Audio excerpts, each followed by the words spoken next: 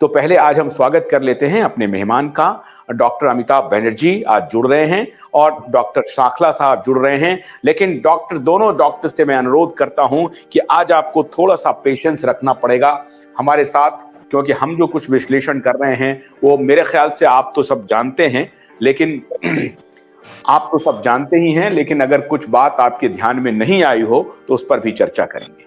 तो हम आज शुरू करते हैं। अर्श, जरा आप दिखाएं उस टेक्स्ट को जहां से आज हम शुरुआत करते हैं कि इसका असली माजरा क्या है। ये द गार्डियन न्यूज आउटलेट है। द गार्डियन अमेरिका इंग्लैंड का बहुत ही प्रतिष्ठित न्यूज ऑर्गेनाइजेशन है। आज मैं जिसके आर्टिकल को लेकर के आपको साइट कर रहा हूं, ताकि ये जो हमारी जो भोंपू मीडिया है और बेईमान मीडिया है वो ये ना कह सके कि आप किससे साइट कर रहे हैं, कौन सी बात कह रहे हैं। बहुत सारे हमारे पत्रकार मित्र हैं जो ये कहने पे लग गए कि क्या हो रहा है, तो वो तो फिलैंथ्रोपी का काम कर रहे हैं, उनसे उनको फायदा क्या हो रहा है। इस तरह का नॉविस क्वेश्चन, इस तरह का इनोसेंट क्वेश्चन वो पब्लिक डोमेन में रखते हैं। मैं बहुत हैरान हो जाता हूं कि इस प्रकार के पत्रकार किस प्रकार के सवाल कर रहे हैं। क्या वो इतने अनभिज्ञ हैं, इतनी जानकारी भी नहीं है? तो आज हम शुरू करते हैं उस आर्टिकल से, द गार्जियन के उस आर्टिकल से जिसने लिखा है, are Gates and Rockefeller using their influence to set agenda in poor states. मतलब क्या हुआ? मतलब ये हुआ कि क्या बिल गेट्स और रॉकफेलर अपने प्रभुत्व का इस्तेमाल कर रहा है अपने एजेंडा को गरीब देशों में थोपने के लिए, अपने एजेंडा को गरीब देशों में चलाने के लिए। बहुत धैर्य से आज इस कार्यक्रम को आपको देखना है, सुनना है, समझना है।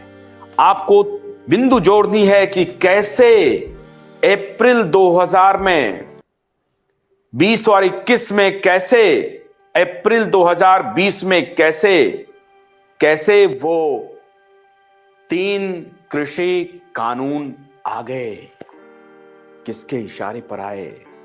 बहुत बड़ा खुलासा है, बहुत बड़ा खुलासा कि किनके इशारे पर वो 3 कृषि कानून लाए गए। उसके मास्टरमाइंड और इस देश की सरकार, कांग्रेस, भाजपा, सब के सब बिके हुए बेईमान of highest order, with full responsibility and with full accountability. ये मैं बोल रहा हूं, एकदम सामने से मैं बोल रहा हूं कि ये बेईमानों की जमात है। इन बेईमानों की जमात से इस देश को छुटकारा दिलाना पड़ेगा, क्योंकि आज हम ये साबित कर देंगे कि किस प्रकार से ये बेईमान बिरादरी, भारत की बेईमान बिरादरी, किस प्रकार से इस बेईमान घटिया कॉन्ग्लोमरेट के सामने, इस घटिया बेईमान भ्रष्ट अनैतिक संगठन के सामने घुटने टेक चुका है। गौर से देखिए इस आदमी को, देखिए इस आदमी को, इसको देखिए। रॉकफेलर की भी हम तस्वीर आपको दिखाएंगे कि किस प्रकार से रॉकफेलर और ये गेट्स पूरी दुनिया को मुट्ठी में लेना चाह रहा है, पूरी दुनिया को, और खास तौर से अफ्रीकन कंट्रीज को, एशियन कॉन्टिनेंट के जो गरीब देश हैं उनको, दुर्भाग्यवश हमारे भारत को भी वो कब्जे में लेना चाहता है। बहुत बड़ी साजिश है, बहुत गहरी साजिश है। अब देखिए ये क्या कह रहे हैं। गार्जियन लिख रहे हैं, ultra rich philanthropists and their foundations have increasing influence on decision making and are setting the global health and agriculture agenda in developing countries according to a major study। ये स्टडी किसने किया है? जो study है, जो किया गया है स्टडी, उसको इस आर्टिकल में जो आया है उसको ये नोट कर रहा है।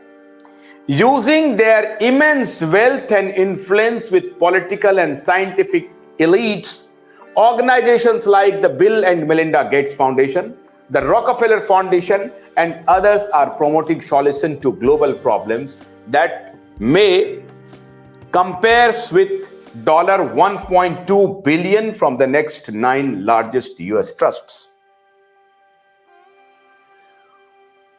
Bill and Melinda Gates foundation and Rockefeller foundation आज नहीं, वर्षों से ये लोग काम कर रहे हैं हेल्थ केयर के सेक्टर्स में, और अब तो एग्रीकल्चर में भी इंटरवीन कर रहे हैं।